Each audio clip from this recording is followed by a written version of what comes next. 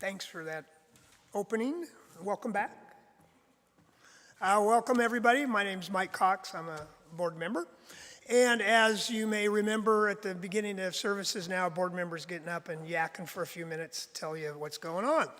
And remarkably, I think most of the things I was going to say are on the back of the order of service. However, because we have a lot of people live streaming, I'm going to repeat a lot of that. First, Reverend Zachary just will be out from April 15th to the 19th on well-deserved couple days off. So first thing. The second thing, next week, April 17th, Emily Mockett and Penny Brewer will be doing the service. And they'll be exploring kind of the coming out of these last two winters and how we're looking at growth. And if you've ever been to a service with Emily, it's a great experience. And unfortunately, I won't be here, but I think looking forward to that. So thanks, Emily, for stepping up and doing that. Then the 24th, we will not be meeting here. We'll be meeting at Rotary and Ball Field. And what we're going to do, it's a part of Earth Day. And the Social Justice Committee has been working to work with the Parks Department. They're going to have a big event there.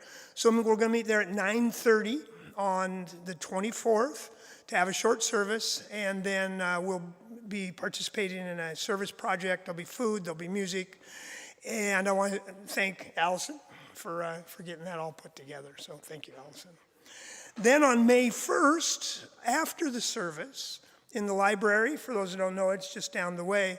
After the service on May 1st, new members or members that are considering joining Cedars, there'll be a little get-together in the library for that group. And of course, anybody else is welcome to come.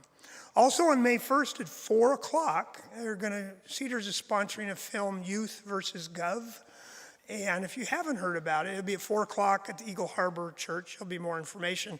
It's a group of youth who challenged the federal government, heaven forbid, that they hadn't done enough on climate change. And they really did make a difference, and it's quite an inspirational movie. So if you have a chance, come, and there'll be a discussion after the movie. And then some board news. At the end of June, for those who don't know, there's a little times of transition from one board member to another based on the all-congregational meeting in June and then the fiscal year. This year, there'll be 5 people that are going to be transitioning off. There's Kasha, who will be. There's Susan. There's Carol Ann. There's Robin and myself. So at the end of June, be getting some new board members. And fortunately, we have a nominating committee that is going out and beating the bushes to find people, and they found some people in the bushes, which is great. So that committee is Johanna and Patty Shannon, Judy Willett, and Carol Ann Davidson. And I'd like to announce, if you don't already know, Rod Kempkes, Dean Sampson. Where's Dean? He's around, I know, somewhere. He's out front. And Andrea Barnes have all agreed to be on the board. So that's great. Thank you, all of them. However, if you can do the math, that is still range 2 board members that we would love to have. So if you're interested, you can talk to those 4 people on the nominating committee or talk to any of the board members, and we can brief you on what kind of duties that encompasses. So again, if you're interested in that, there is definitely an opportunity. So with that, I'll turn it back to Reverend Zachary. Thanks.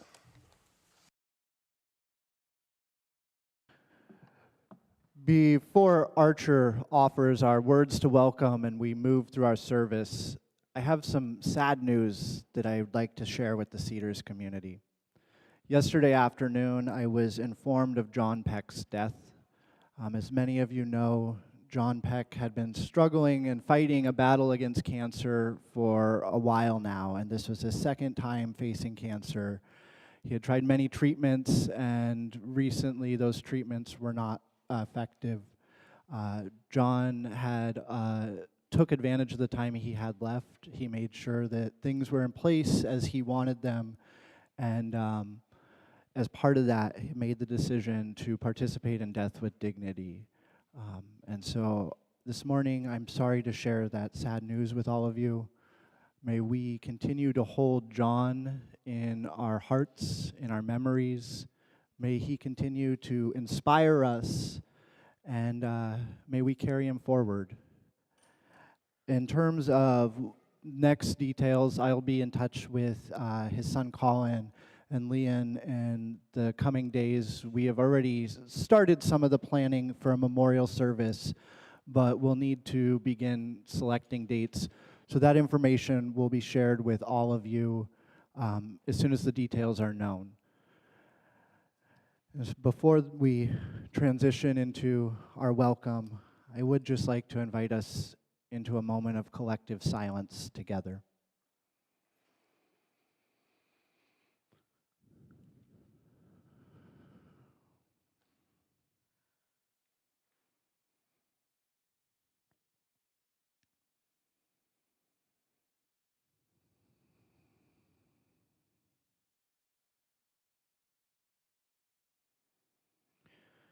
May the memory and legacy of John Peck continue to dwell with us. Amen.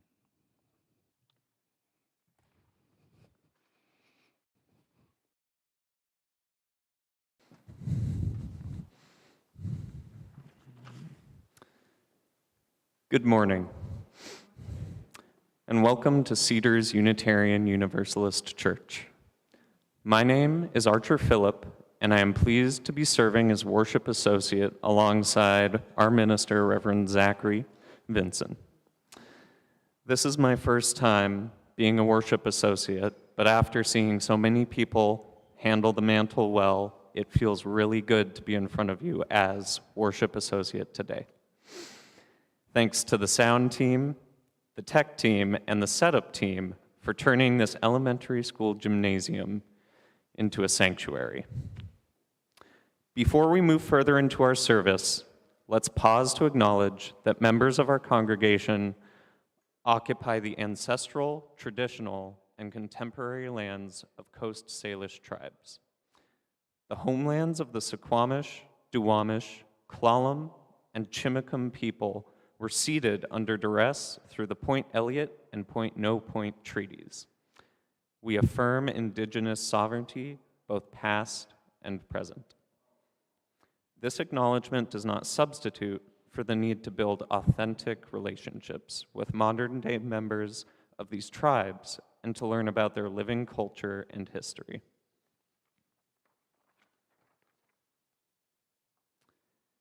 Cedars is committed to being a welcoming and inclusive community. In all the beauty of languages, cultures, and skin tones that come together in your uniqueness, we welcome you. In all the ways you experience and express gender, in the beauty of who and how you love, we welcome you. With all the religious and ethical traditions that inform your spiritual life, we welcome you. You are invited to join us today and always with an open mind, a loving heart, and willing hands. Now let us prepare for the service by listening to the prelude, We Are Sowing, by Henry A. Tuckett, performed by Juliet Dash.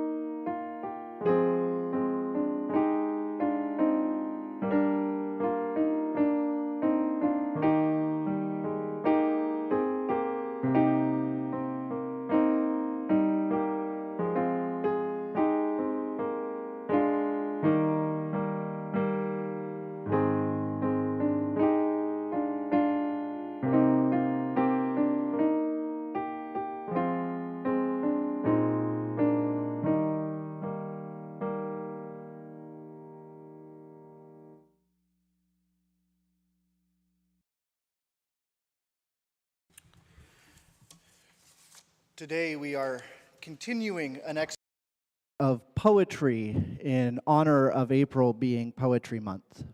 And as I was trying to think of what to use as the call to worship, there were many different poems that came to mind.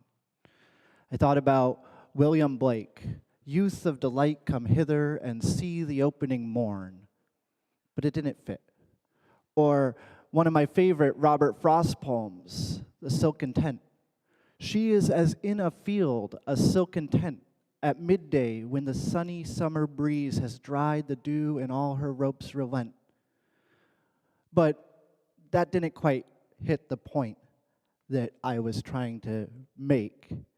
So I went to my trusty resource, the Poetry Foundation website, which has a great search feature. And I literally just put in the phrase, poetic form. And this is what I found. I have always aspired to a more spacious form that would be free from the claim of poetry or prose and would let us understand each other without exposing the author or reader to sublime agonies. In the very essence of poetry, there is something indecent, a thing brought forth which we didn't know we had in us. So we blink our eyes as if a tiger had sprung out and stood in the light, lashing his tail. That's why poetry is rightly said to be dictated by a demon, though it's an exaggeration to maintain that he must be an angel. It's hard to guess where that pride of poets comes from, when so often they're put to shame by the disclosure of their frailty. What reasonable man would like to be a city of demons, who behaves as if you may think that I'm only joking, or that I've devised just one more means of praising art with the help of irony? There was a time when only wise books were read, helping us to bear our pain and misery. This, after all, is not quite the same as leafing through 1,000 works fresh from psychiatric clinics. And yet, the world is different from what it seems to be. And we are other than how we see ourselves in our own ravings. People, therefore, preserve silent integrity, thus earning the respect of their relatives and neighbors. The purpose of poetry is to remind us how difficult it is to remain just one person. For our house is open. There are no keys in the doors. An invisible guest comes in and out at will. What I'm saying here is not, I agree, poetry, as poems should be written rarely and reluctantly, under unbearable duress, and only with the hope that good spirits, not evil ones, choose us for their instruments. And so, as we come together to worship, may we hope that good spirits and not evil ones choose us for their instruments. Come, let us worship together. I would now invite you to rise as you are willing and are able, and join in singing our opening hymn of the day, hymn number 123, Spirit of Life. And a reminder, as we're singing, we ask that folks please put a mask on. If you don't have a mask, we gladly have an usher who is willing to provide you one. And actually, Bob, I need a mask, because I think I left mine in my coat pocket. Thank you.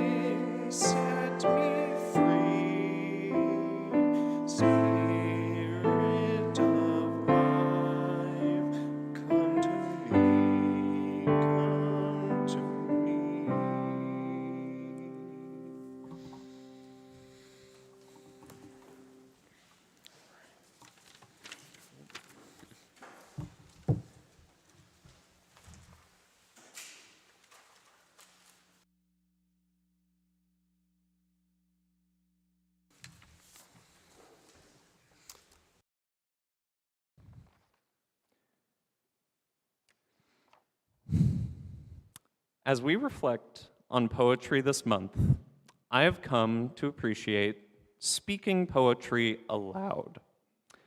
A poet wants to capture a moment, however fleeting, and convey it through what is written. With the accompaniment of speech, a poem develops rhythm. This is a great thing poets do. They compose a rhythm of words for the reader. A direct example of this is poet Alfred Lord Tennyson's Charge of the Light Brigade. This poem conveys a desperate push of cavalry against enemy lines. Accompanied by speech, the poem seems to take on a gallop to the ear. Half a league, half a league, half a league onward, all in the valley of death, rode the 600.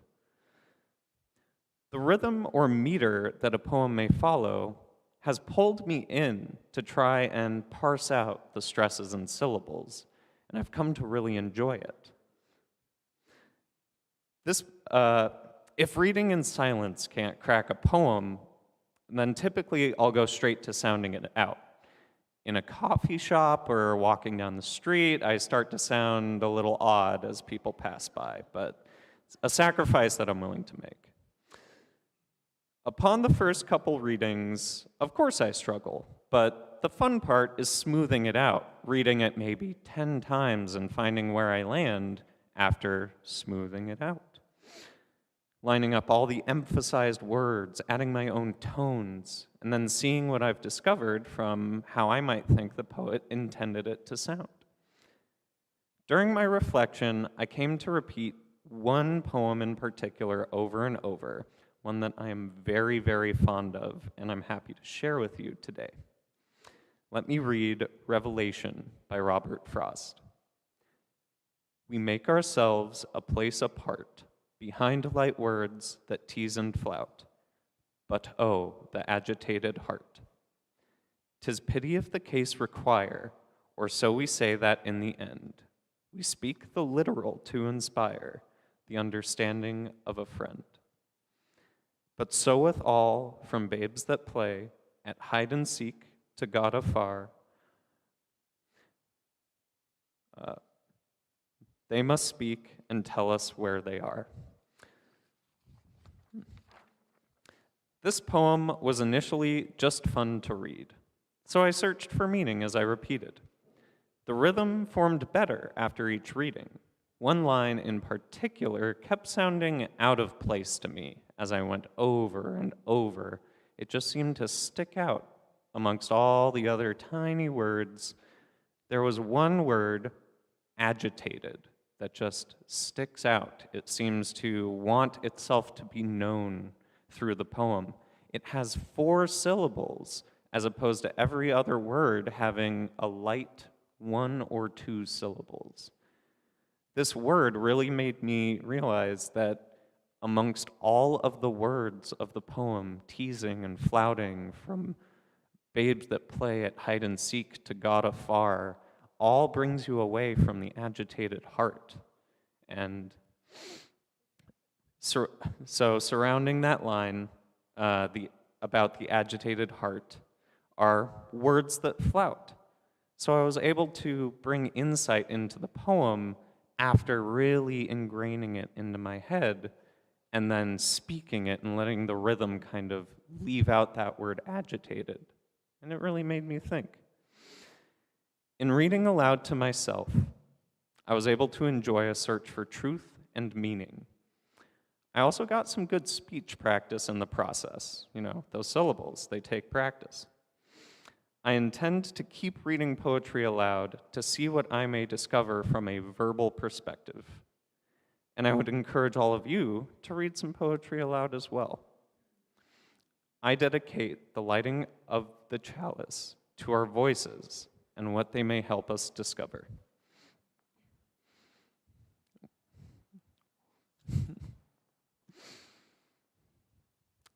Please join me in repeating our affirmation.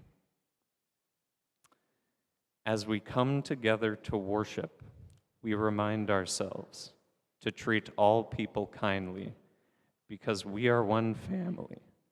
to take good care of the earth because it is our home, and to live lives full of love and goodness because that is how we will all become the best that we can be.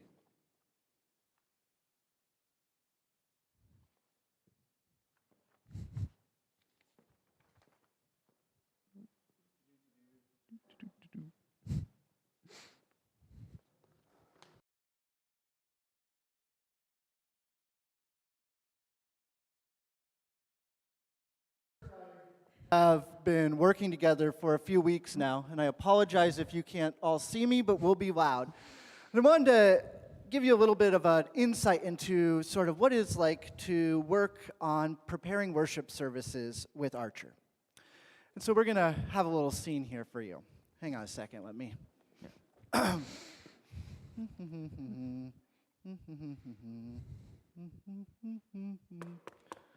Oh, come in. Oh, hey, Zachary. Hey, how are you doing, Archer? What's up? Doing good. How are you? Doing well. I'm just trying to work on this poem for Sunday, and I'm really kind of stuck, and my imagination is just spent. Can you help me out? Yeah, I'd love to. Cool. So here's what I have: amber orb, golden bright, at night's dawn, you, and I don't know what to put next. Like, how should I end that? That's a good one. Read it again for me. Amber orb, golden bright, at night's dawn, you Shudder so light. shudder so light. Excellent. Ooh, I like that. So creative. Yeah, so what about of the seeds you grow to trees, they know you will be soon, back with synchronistic. Winds flow softly through the trees. Back- Lilacs sway gently. So is it, of the seeds you grow to trees, they know you will be soon, back with synchronistic winds with. Winds that flow softly through the trees.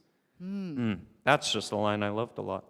That's a good line. Thank Yeah, you. That's yeah. going in. So then it's the last stanza here. So sink, scorching sun, get wet, flee from night. Flee from night.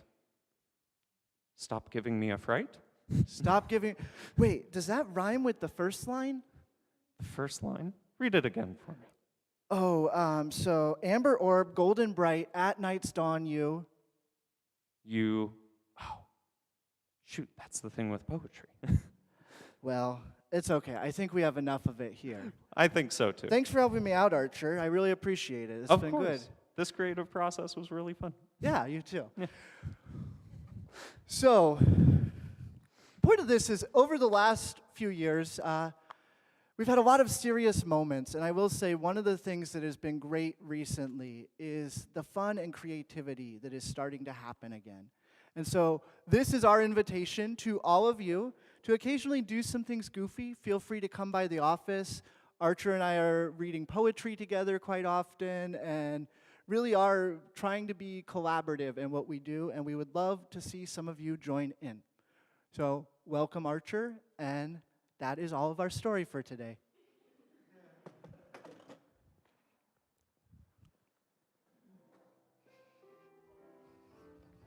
Worked out well. I'll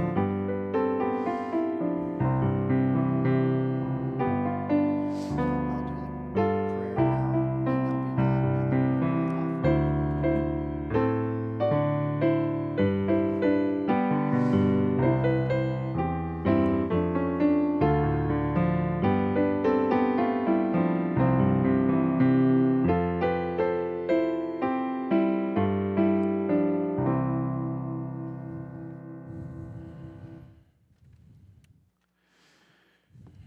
Please join me in a moment of spiritual reflection.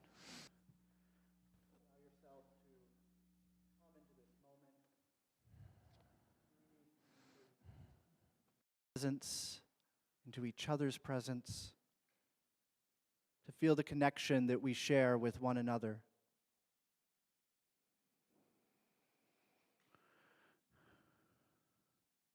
Spirit of life, words cannot fully express the feelings that our hearts carry, the joys and the sorrows that we bear each day.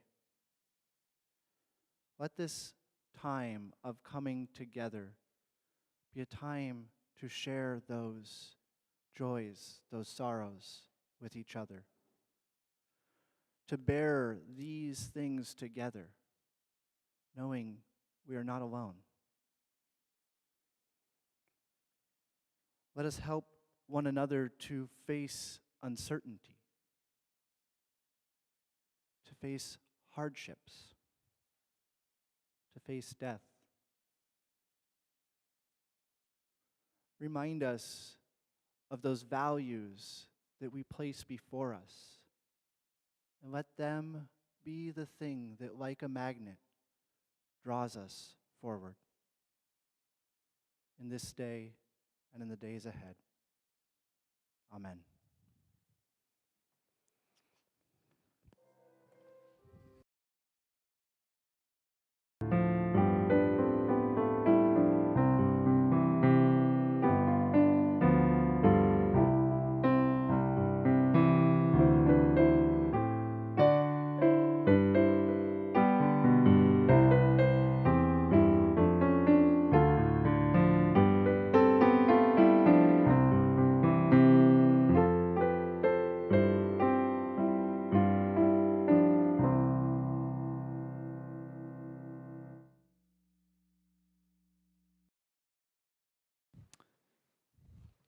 As you know, our faith community is sustained by the generosity of our members and friends.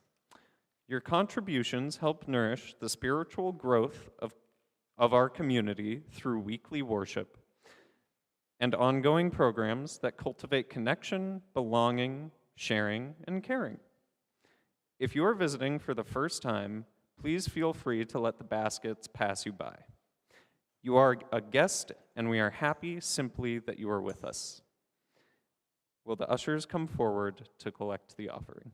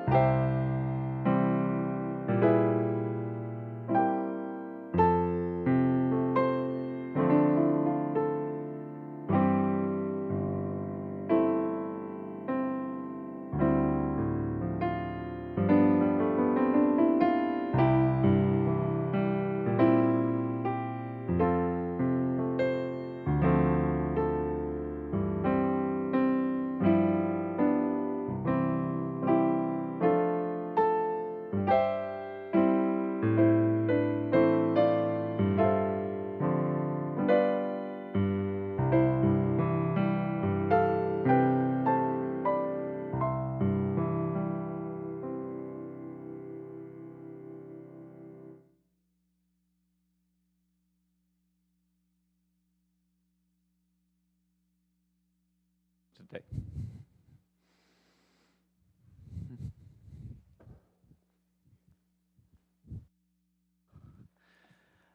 I guess I'm up.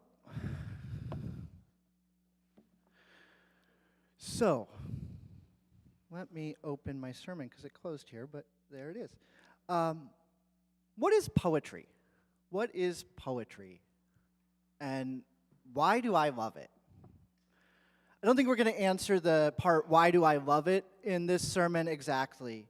But the question, what is poetry, I think is something we can at least answer in part during our time. So when I ask the question, what is poetry, I think that it's a question that is best answered using the 1964 quote from Supreme Court Justice Potter Stewart, who said this in reference to a case he was ruling on regarding pornography. And in this case, Potter Stewart was asked to give a definition of obscenity.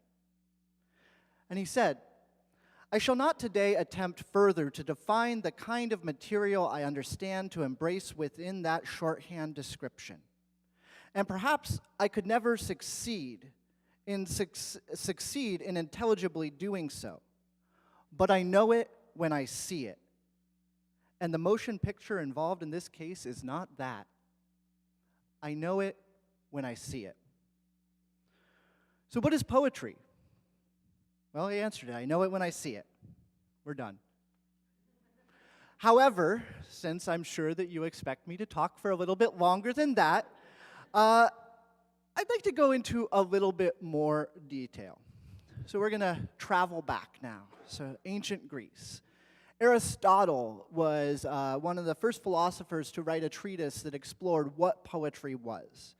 And Aristotle held that poetry and the music of the flute and the lyre are all in their general conceptions modes of imitation.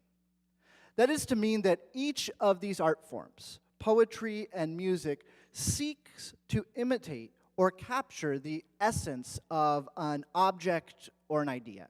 That something about the art form seeks to capture the essence of something else. However, despite the commonality held between poetry and the music of the flute and lyre, they do differ from one another in three respects, Aristotle says. And these three respects are the medium, the object, and the manner or mode of imitation. The medium, the object, and the manner or mode of imitation.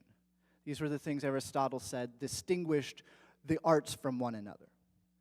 In this understanding, the medium is meant to be the means by which something is expressed. For example, poetry uses words. It uses language to make reference to its subject, or the object, as Aristotle puts it. Poetry uses words to reference a tree, or a church, or whatever it's referencing. The words are the medium of poetry. A lyre uses strings to make its sounds. The sounds reference the subject of the music, whatever the subject might be. Maybe it's a storm. The strings are the medium of the lyre's music. A flute uses air that passes through it to make sound. In each of these cases, it is the human intervention, or what Aristotle would say, the manner or mode of imitation, the human intervention part of it, that makes these mediums work. So we have the medium, the object, and the intervention. And we, as the interventionists, act on the medium to express the object. In the case of poetry, that is done through words. I think this same understanding of medium, object, and mode can be applied to compare music to painting, for instance, or weaving, or really any other art form. So it's perhaps not helpful in trying to understand what poetry is. This idea is perhaps not as helpful in trying to understand what poetry is as it is about categorizing things. It gives us categories to place things in. It doesn't tell us necessarily what those things are. So what is a poem? Poetry is something that engages our senses. There is the obvious level in which we read, recite, and listen to poems that engages our auditory and perhaps visual senses. Beyond this, however, there is more. Through the use of words, other senses can be triggered, or at least alluded to. In the 5th edition of the book Western Wind, An Introduction to Poetry, authors David Mason and John Frederick Minns write, "Our first contact with reality begins with what we call an image. A piece of news from the world outside or from our own bodies, which is brought into the light of consciousness through one of the senses. It may come through the eye as color, through the ear as sound, through the tongue as taste, or through one of the other senses as another kind of physical information. When we remember with any vividness, we remember in images. It is difficult to reason without them. Our dreams are wholly made up of them.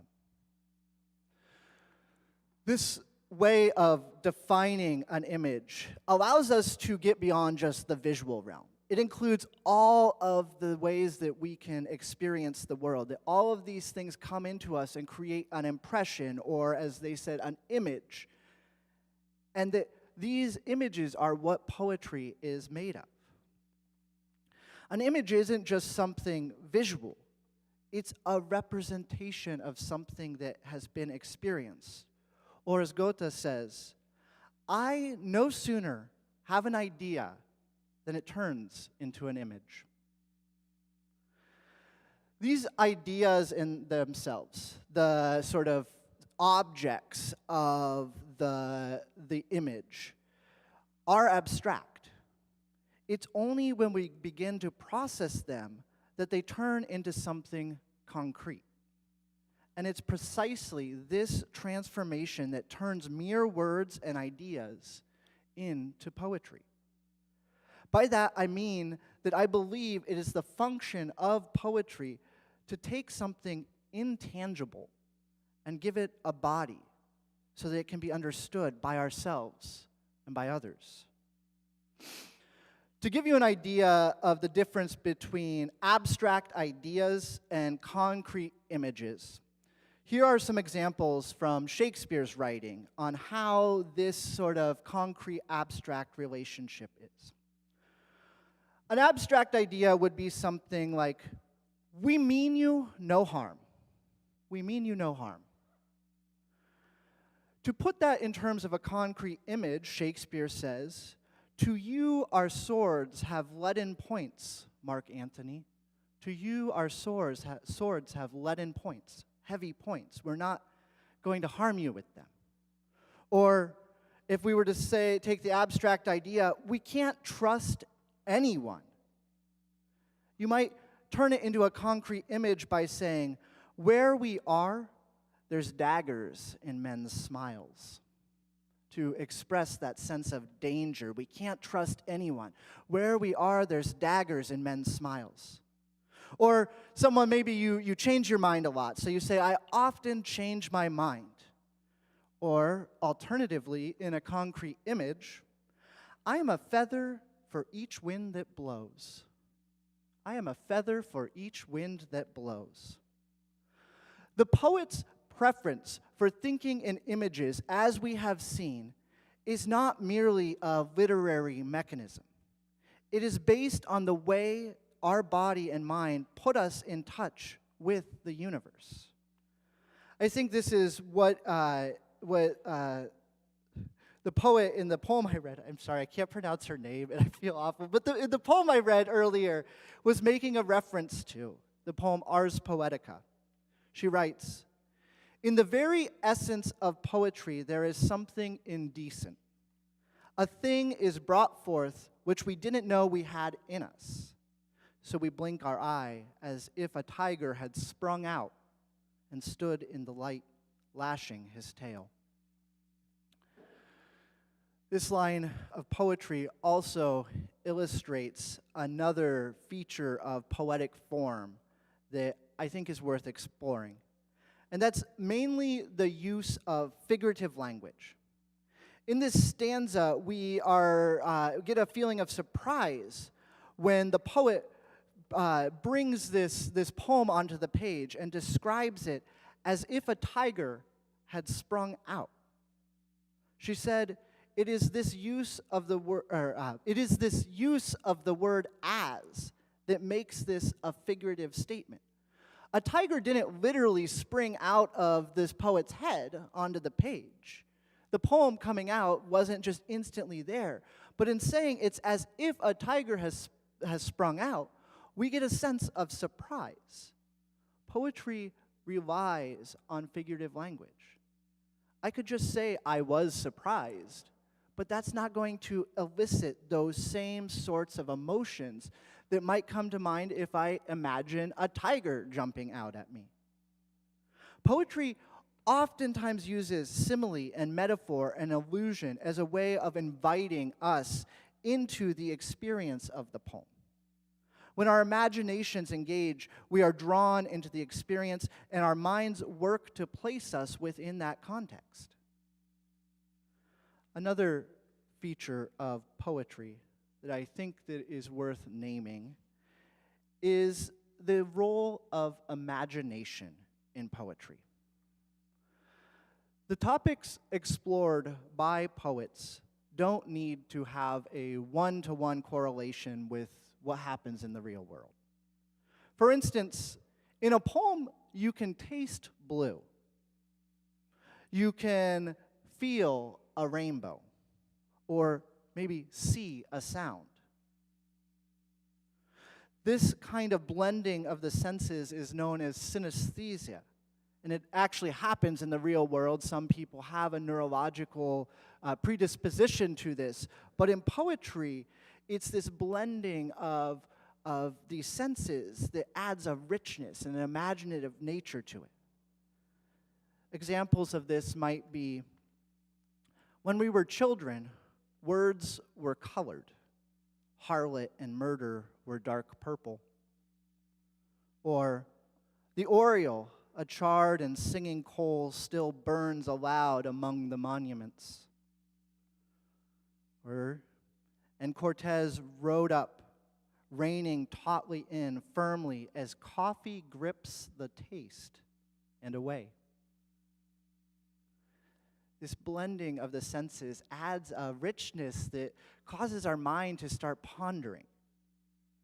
But it's not just here that imagination plays into poetry. Another imaginative feature of poetic form that comes up often is personification. This is the bestowing of human qualities on inanimate objects or ideas. For example, the Tiber muddles by, stroking its beard of filthy weed. The river doesn't have a beard to stroke, and yet here it is personified as if it did. Or, the D is desperate.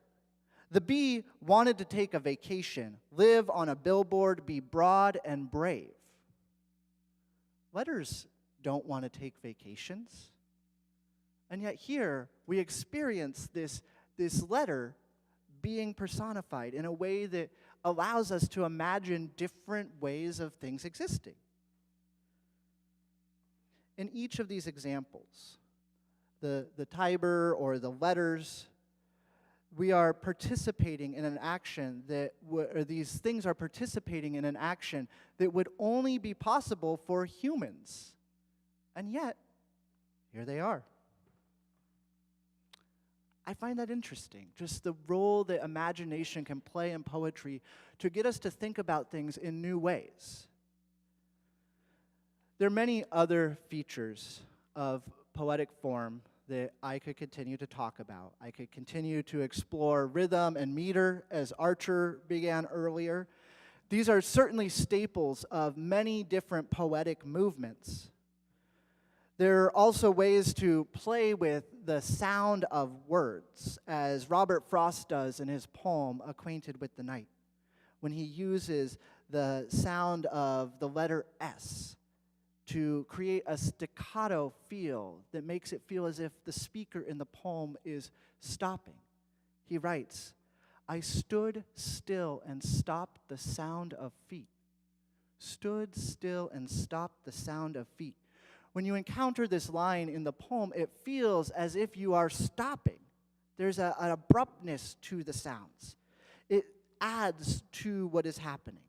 I can continue to explore many of these things, and to be honest, I would find it really interesting, but it's not really relevant to the point that I think is worth making today. And that's this. Poetry attempts to take something transcendent, something abstract, and make it graspable, and make it shareable. It attempts to take ideas and put them in ways that other people can get a sense of the emotion behind them. For me, I believe that poetry is about making the ineffable real. And I believe that poetry has a very similar goal as religion. Both poetry and religion are disciplines about making meaning or bringing order to what might feel like a chaotic stream of consciousness experience. Religion and poetry both use symbols and metaphor to point in the direction of a higher truth, one that might not be immediately graspable in the way that our words would like it to be. And so we create these metaphors, these meanings, these similes. I think that both poetry and religion are about experiencing and searching and trying to share what is found with others. When you leave at the end of this service, I hope that you will go forth inspired to search out places in your life where the features of poetic form exist, where these features of meaning-making, these features of religious life exist. What are the metaphors that ground your abstract thoughts? What aspects of your life are only understood through figurative language? Where does imagination enhance your perspective? Not all of us are poets or lovers of poetry, but I do believe that each of us has some place in our lives where these features of poetic form that I have explored come into play. The medium might be different. Perhaps you love music, or visual arts, or gardening, or another form of writing, or any creative pursuit, really. Maybe it's just noticing things. Whatever it is, I believe there's a place in your life where you become the bridge between the abstract and the concrete. And in so acting, help add another layer of meaning and understanding to our shared experience.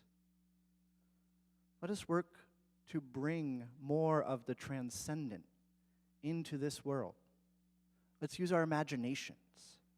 Let's find new ways to express ideas, discover new ideas. Let us seek out new answers to old questions. Let us work to find meaning and beauty and life together while we can. To the glory of life.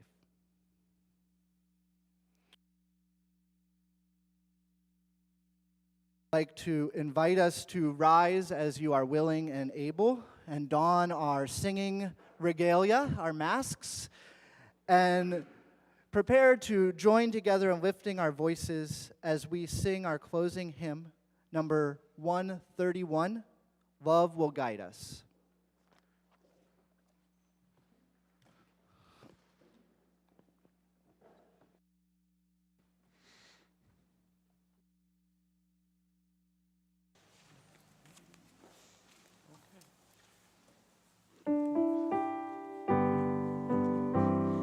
Peace has triumphed.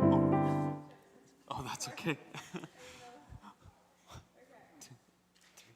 Love will guide us. Peace has tried us.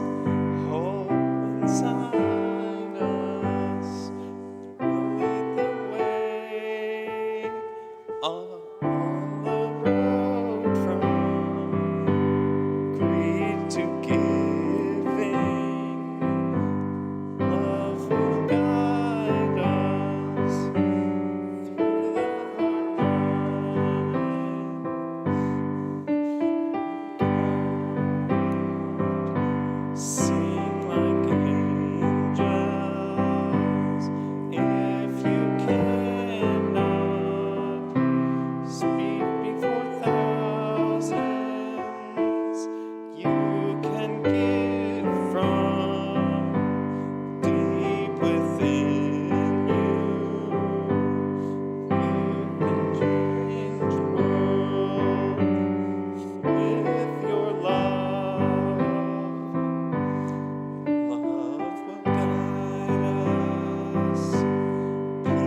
has tried us. Hope inside us will lead the way on the road from greed to giving. Love will guide us through the hard night.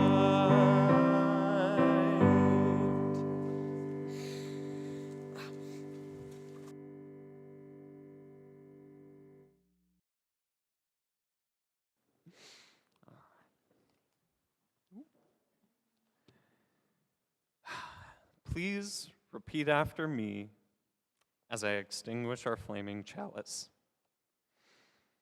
We extinguish this flame, but not the light of hope.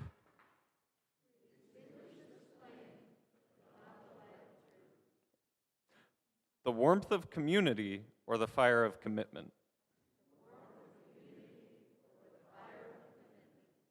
These we carry in our hearts until we are together again.